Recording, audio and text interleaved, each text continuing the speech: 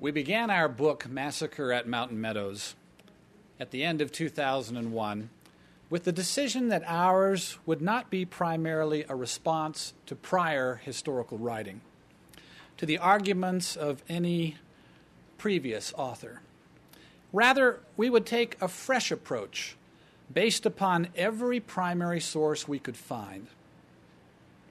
That goal sent colleagues from the Family and Church History Department of the Church of Jesus Christ of Latter-day Saints and Brigham Young University to every promising archive and private collection in the country, at times as they went about other duties. It also resulted in a careful search for materials in the church's history library and archives, as well as in the archives of the First Presidency, the church's highest governing body.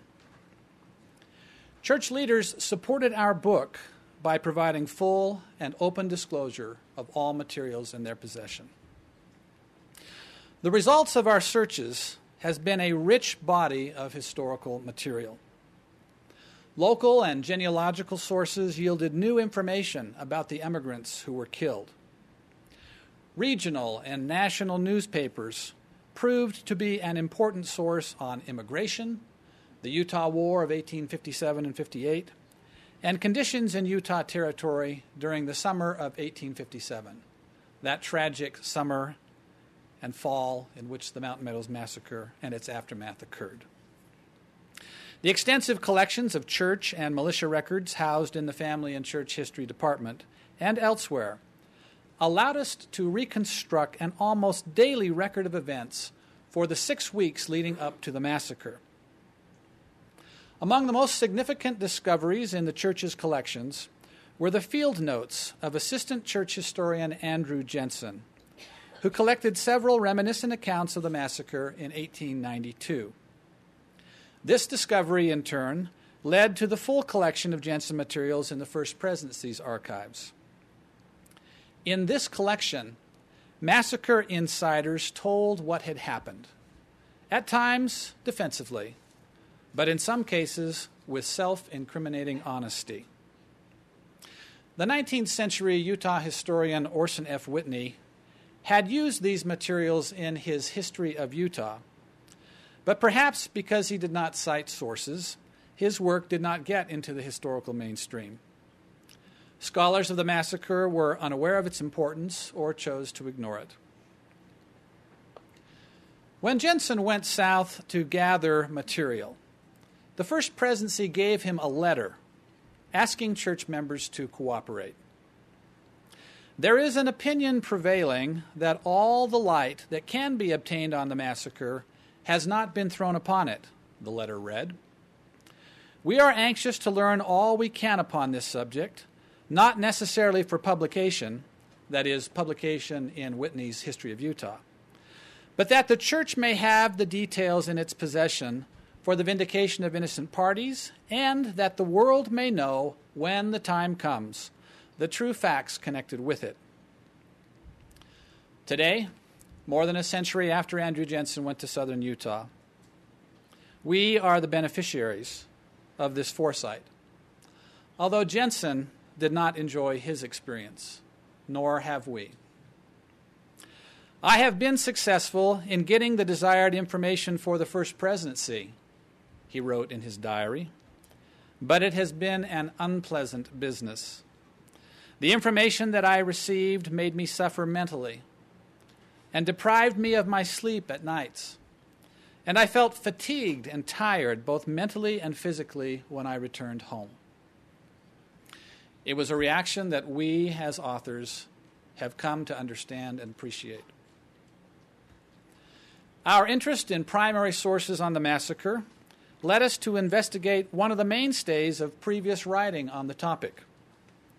A close comparison of John D. Lee's journals, letters, and statements with his posthumously published Mormonism Unveiled convinced us that the book's account of the massacre could not always be depended upon. Almost certainly, Lee's editor or publisher, perhaps both, introduced details into the memoir. We disregarded this source when the cumulative effect of other sources contradicted it. We also sensed anomalies in the transcripts of John D. Lee's 2 trials.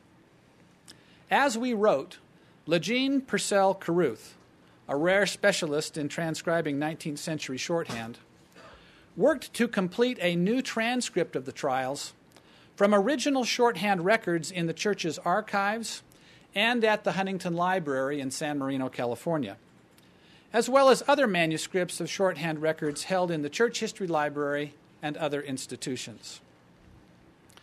She discovered in her work that many passages of the 19th century transcripts did not accurately reflect the original shorthand record of the trials. Carruth also discovered important shorthand passages that had never been transcribed. With the gathering material from around the nation, from New England to Southern California, from the Pacific Northwest to the Southeast, and with a heavy concentration of effort on the south central states of our country that were the home of many of the victims, as well as months of cumulative time spent in the National Archives, the collection of material for our book became an embarrassment of riches. Besides, 2 narrative themes emerged as we studied the material. One dealt with crime, the other with punishment. This first volume, Massacre at Mountain Meadows, as Ron has explained, tells only the first half of the story, leaving the second half to another day. The one exception is our epilogue in the first volume, in which we touch briefly on the second half of the story to help give the volume some sense of closure. Some readers may find our book to be a quiet one in some senses. In keeping with our decision to rely on primary documents, we have avoided the occasional temptation to argue with previous authors on the subject, except at critical points where we concluded readers might want to know the reasons for our interpretation, and these discussions are usually confined to the endnotes. We wanted the story itself to remain in the foreground. Our choice of style or presentation entered into this decision. We believed the best way to present our information was by narrating it, largely foregoing topical or critical analysis. This decision, more than observing a current historical fashion, was meant to appeal to a larger audience than just scholars. And we have been gratified, I might say, by the initial response to our book from many readers from many walks of life. Broadly speaking, since historians and others began to tell the story of the massacre, they have followed 3 main approaches. The first 2 are poles apart. One approach portrays the perpetrators as good people and the victims as evil ones who committed outrages during their travel through central and southern Utah.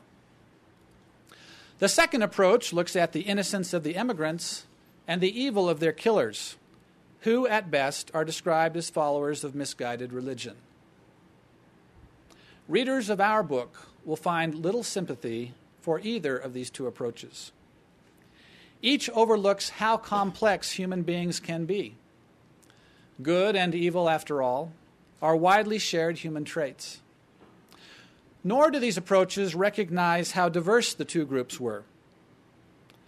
Moreover, each of the 2 polarized explanations breaks down logically. Nothing that the immigrants purportedly did, even if you accept it as accurate, which we do not, comes close to justifying their murder. Their wagon company was made up mostly of young families traveling to the territory in pursuit of their dreams.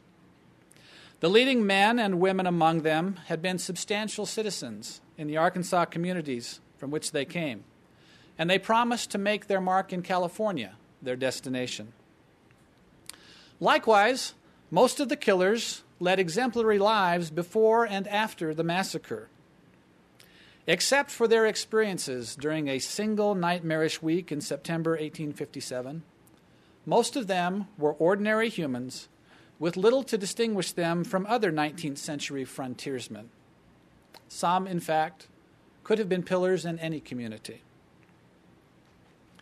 The third main approach to understanding the massacre attempts to navigate between the extremes of the other two. This approach is partly a common-sense recognition that both victims and perpetrators were decent but imperfect people whose paths crossed in a moment of history that resulted in a terrible tragedy.